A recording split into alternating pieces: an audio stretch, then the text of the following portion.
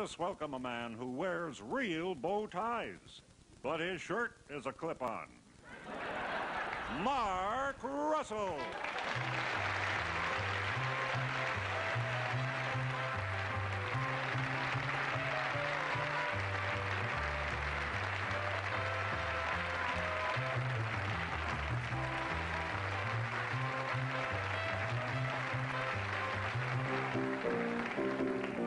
Hey, Statue of Liberty fever! Let's catch it! The Lady in the Harbor!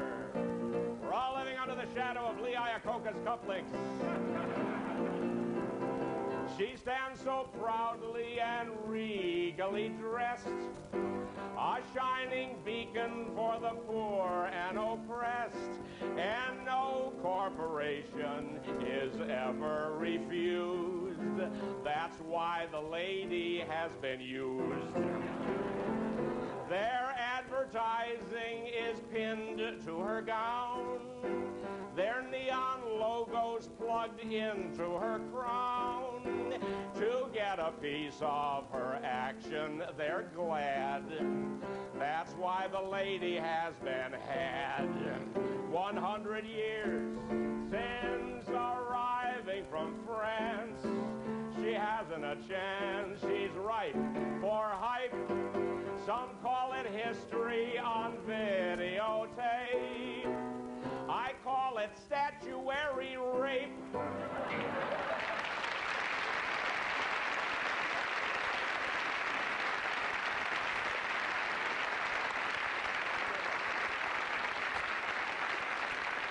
Thank you. Good evening. All right, everybody cooperate with me. Repeat after me, okay? Nice and loud, real clear now. Let's hear it. You ready? Repeat after me. Chief. Chief. Justice. Justice. Rehnquist. Rehnquist. There, that wasn't difficult, was it? You didn't even choke on it, did you? Well, listen. It could have been worse. It could have been worse for the choice of Chief Justice of the Supreme Court. You know, they could have done a lot worse than... They originally wanted Botha, but he's not a citizen. Well, from now on, under the new court, I imagine you could go to the Smithsonian Institution in Washington, and there, with the buggy whips and the Model T Fords, you'll find the Penthouse magazines and the Miranda rule. Well, there'll be a slight alteration of the Miranda rule under the new court. From now on, when the police arrest a suspect, they'll say, "You have the right to remain guilty." Well, I can't wait to go to the court and see the new First Amendment welcome mat. You know, that'll be a lot of fun. Also, with the new man, Scalia, I believe his name is, this lowers the average age of the Supreme Court way, way down. All the way down to 72. Well, naturally, under the new court, they will be shutting down magazines like Hustler and Penthouse, and that's to be expected. But under this new court, I worry about Forbes.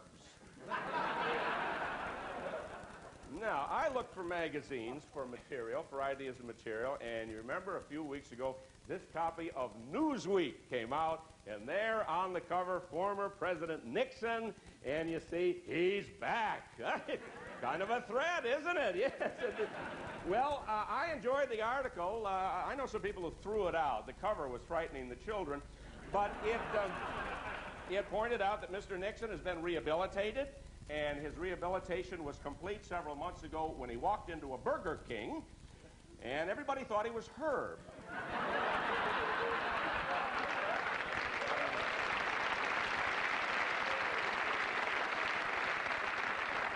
It said that Nixon has occasional conversations on the telephone with President Reagan. I imagine Reagan calls Nixon up on the phone and asks him questions like, "How you feeling? How's Pat?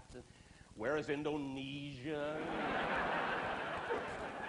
Well, they also point out in the article that the Republican leadership is in a real quandary about whether or not to invite Nixon to the Republican 1988 convention. Well, imagine they are in a quandary.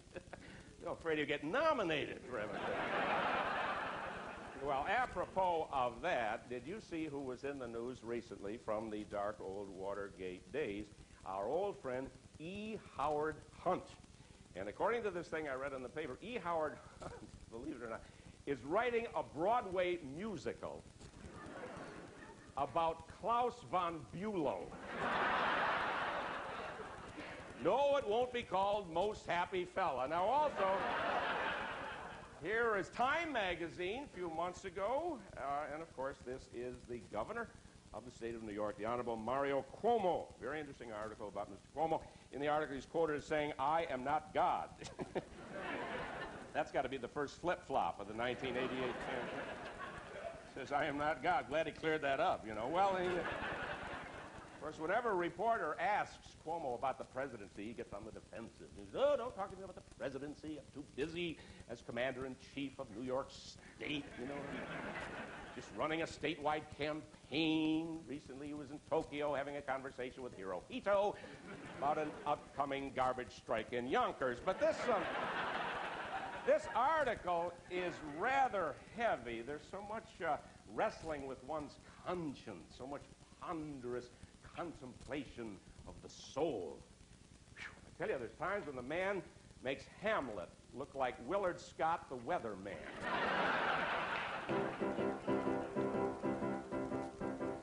Who sits at night and contemplates his navel. It's Mario. It's Mario. Who'd like to lighten up, but is he able?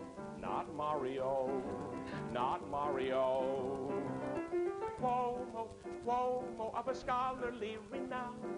Cuomo, Cuomo, an Italian Jerry Brown, who ponders somberly the universe and sun. There are many sides to Mario, but Mello isn't one. There are many sides to Mario, but Mello isn't one. Who has the most methodical demeanor? It's Mario. It's Mario. He's gone to take his toga to the cleaner. It's Mario. It's Mario. Cuomo, Cuomo, an esoteric choice. His running mate will be his inner voice. So is he overqualified before the start? In the Reagan age, the intellectual is Gary Hart. In the Reagan age, the intellectual is Gary Hart.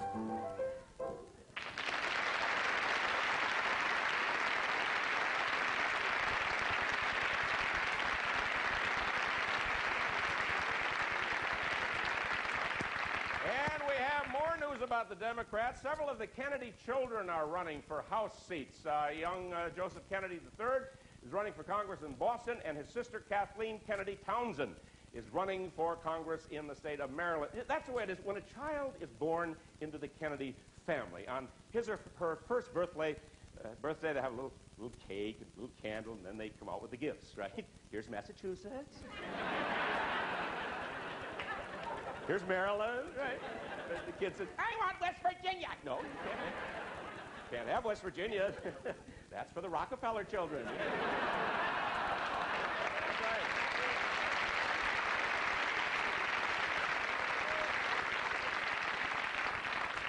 Well, as far as the economy goes, oil prices continue to drop throughout most of this year, and unfortunately, it has had a devastating effect down in Texas. In fact, the question in Texas is, what's the difference between a pigeon and a Texas oil man?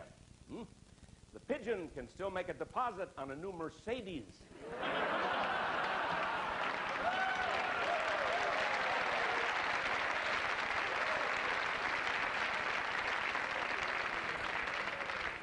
I wanted to tell you, I did a show the other day in Washington at the national headquarters of the CIA.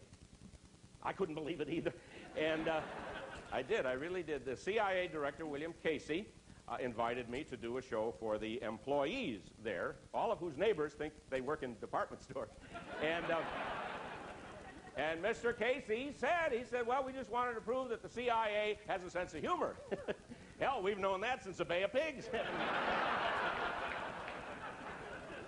Well, I had to do a short show over there because it took a while to get all of the jokes decoded and rushed over to the Washington Post. I was so paranoid. I was standing up there, and I'm looking out over the CIA audience, and I'm visualizing Washington Post reporter Bob Woodward in drag out there, see? Well, meanwhile, back in Washington on Capitol Hill, right at the moment, they're putting the finishing touches on the tax bill. And as you know, in that tax bill, a lot of people will not be able to declare IRAs, but they will be able to write off tax-free municipal bonds. They're going under the old adage that if God wanted to tax municipal bonds, he never would have created the city of Cleveland, Ohio. Now, I'm not knocking Cleveland. As a matter of fact, congratulations are in order to Cleveland because they've been chosen as the site of the Rock and Roll Hall of Fame. And this is in keeping with other music halls of fame around the country. Of course, in Nashville, they have the Country Music Hall of Fame, and who knows, maybe someday here in Buffalo we'll have the Polka Hall of Fame. Wouldn't that be great?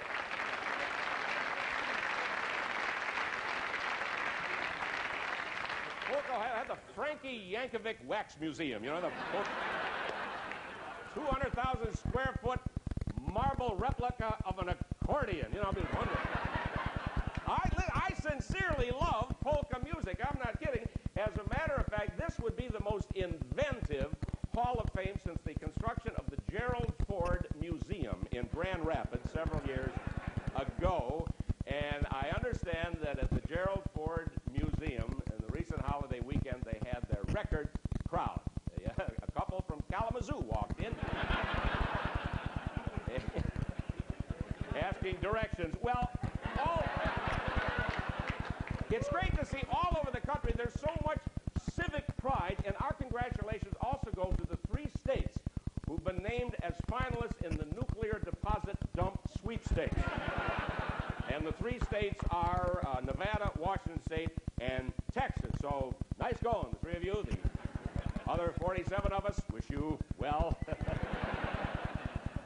Yes, you gave it the old school try. You rolled up your sleeves and you worked hard, but you were chosen anyway. Now, think positively about this. Before you impeach your governors in your 3 states, you can turn this into a plus. If you've been chosen as a site for a nuclear dump, it'd be a golden opportunity to change the slogans on your license plates. Welcome to Washington State, home of the 40-foot tulips.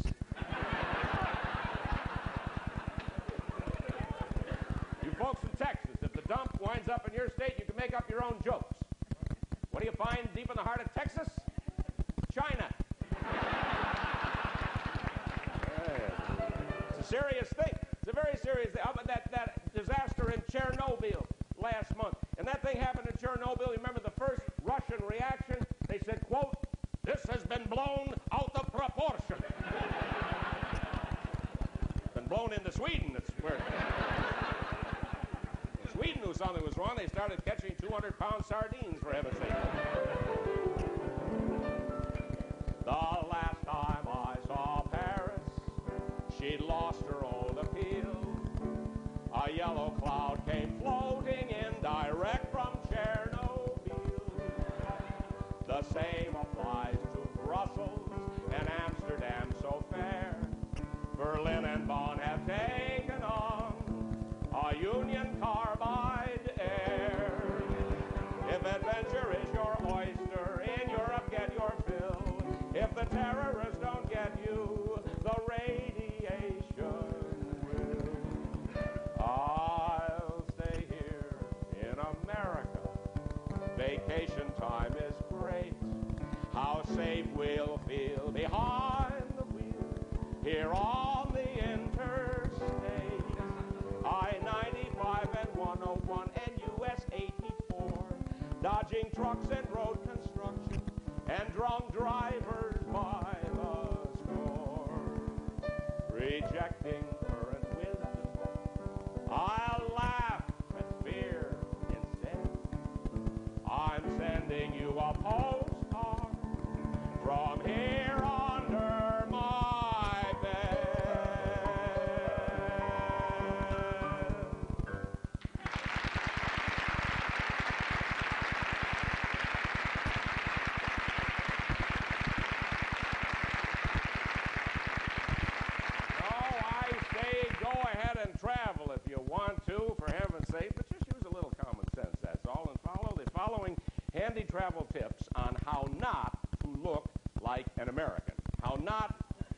look like an American. First of all, never carry a Japanese camera. That's a dead giveaway, right?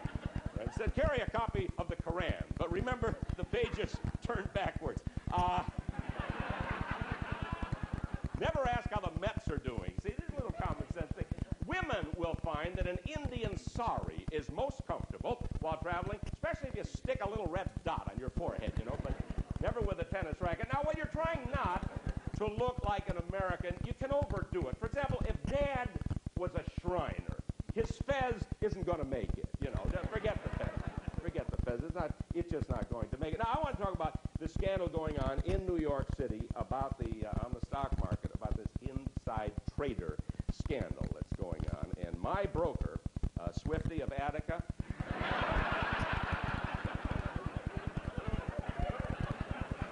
because of the inside trader scandal, Swifty of Attica has been doubly cautious these days. The other day he gave me a hot tip, that Ralston was about to merge with Purina. So, good idea.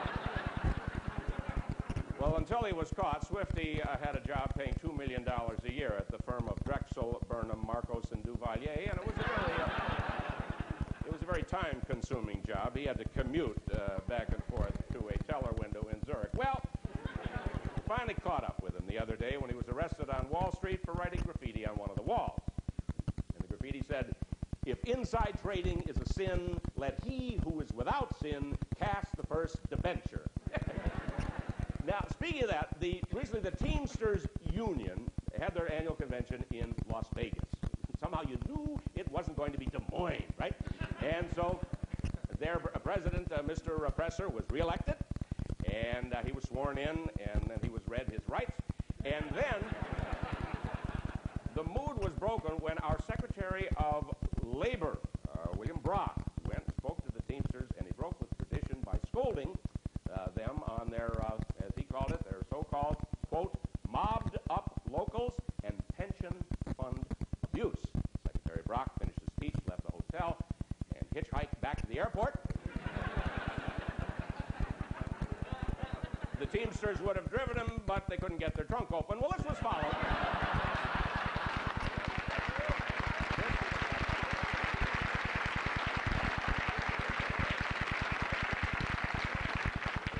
This was followed at the convention by a speech by Vice President Bush on tape. Bush sent it. He did. The Vice President sent it. And on the tape it said, "I want to wish the Teamsters warm best wishes and have a nice day." And then Mr. Presser took the tape and put George Bush back in his pocket. Also, other friends of the administration in the news, David Stockman got a $2 million book advance on his book entitled The Triumph of Politics, Why the Reagan Revolution Failed. I'll tell you why it failed. Even George Washington knew enough not to hire Benedict Arnold as his budget director. We have an investigation into the lobbying activities of Michael Deaver.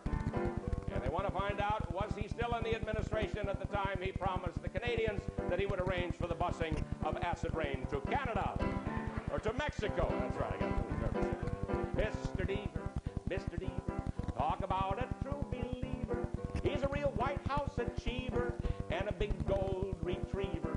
All his clients have selected this guy who's so connected. He's in the yellow pages under friend of you-know-who. Leave it to Deaver. In Washington, that's the refrain. Everybody sing it. Leave it to Deaver. There's profits out there in acid rain. And new summer discounts. Now that he's on the front page, you can hire Michael Deaver at the minimum wage.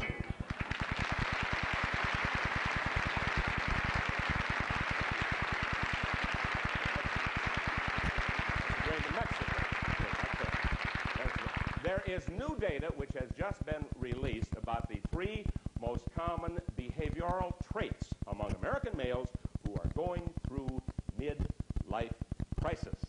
And the 3 traits are, they A, acquire a mistress, buy a fire engine red motorcycle, or C, they become spies for the Russians. Now, we've seen this, haven't we? This is data we've seen in these recent spy cases that this is indeed true. Now, these midlife spies, according to the survey, they get involved in espionage because A, they're broke, or B, they're too tired to have an affair, or C, they didn't know that the Russian contact was about to defect because he, too, was having his own midlife crisis.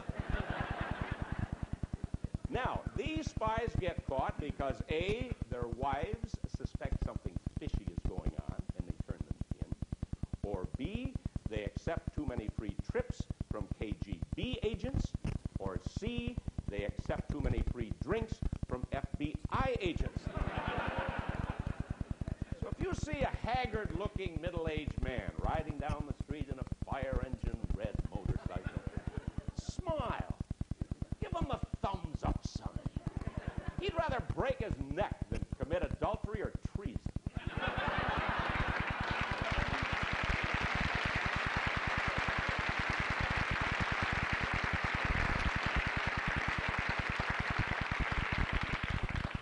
We have news in the constant ongoing search for Abul Abbas, the accused hijacker of the Achille Lauro, the mastermind terrorist.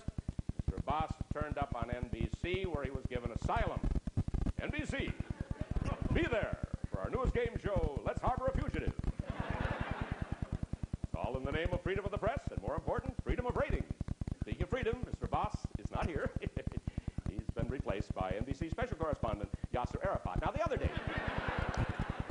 when I was at the CIA, I envisioned a bar, a hangout across the street from CIA headquarters. And this hangout would be named after the imaginary line that Gaddafi drew across the Gulf of Sidra. The name of this place would be the Line of Death Bar and Grill. And here's a little commercial. Take a break after work today. Unwind where warmongers play. Come up to the bar and your glass will fill at the Line of Death Bar and Grill. Rattle your sabers, have a couple beers up over the bar. We got Gaddafi's ears. We serve complimentary cyanide pills at the Line of Death Bar and Grill. All the Green Berets and the CIAs, they all drink here because they love our guerrilla waitresses who carry weapons in their bras. Well, it's a macho bar where the hawks relax. Let's drink to Sidra, Gulf attacks. There's Russian roulette, but first pay your bill at the Line of Death Bar and Grill.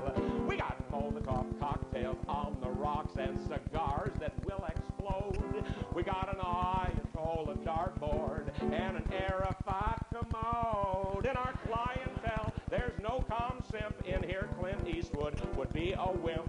So join the happy hour and kill, kill, kill at the Line of Death Bar. You get the Silver Star, the Line of Death Bar and Grill. Armageddon now is what we are. We got landmines in the salad bar, the Line of Death Bar and Grill, the Line of Death Bar and Grill. Yeah.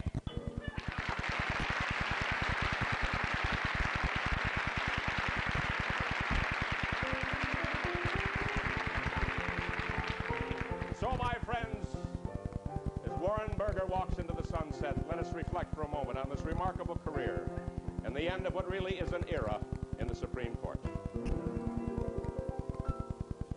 His impact on the court was big as he packs his robes and powdered wig. Bye-bye, Berger. Nixon hired him in '69. Then he said to Nixon, these tapes are mine. Bye-bye, Berger. He looked the part, the image everlasting. He looked just like a judge from Central Casting. His decisions would upset friend and foe, like abortion mills in Mexico. Berger, bye-bye. Warren Berger, au revoir. Here comes Rehnquist, ha, ha, ha. Bye, bye, Berger. Marshall, Powell, and White, let's try to wake them up to wave bye-bye to Warren Burger. Without Burger in our future, my heart trembles. Just look at who the new man Scalia resembles.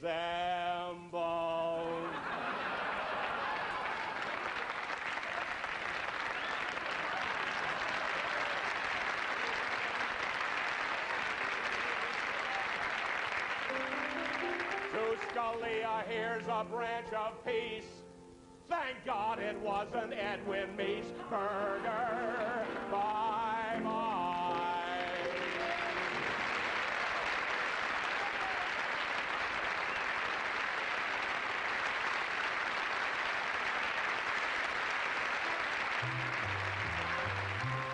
Mark Russell came to you live from the Catherine Cornell Theater, State University of New York at Buffalo.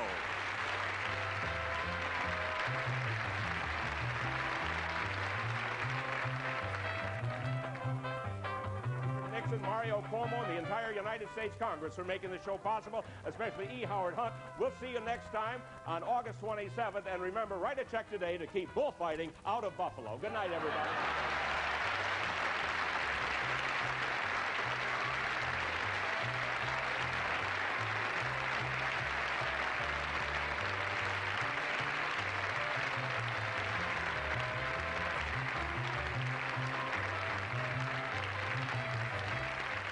The Mark Russell Comedy Special was produced by WNED Buffalo.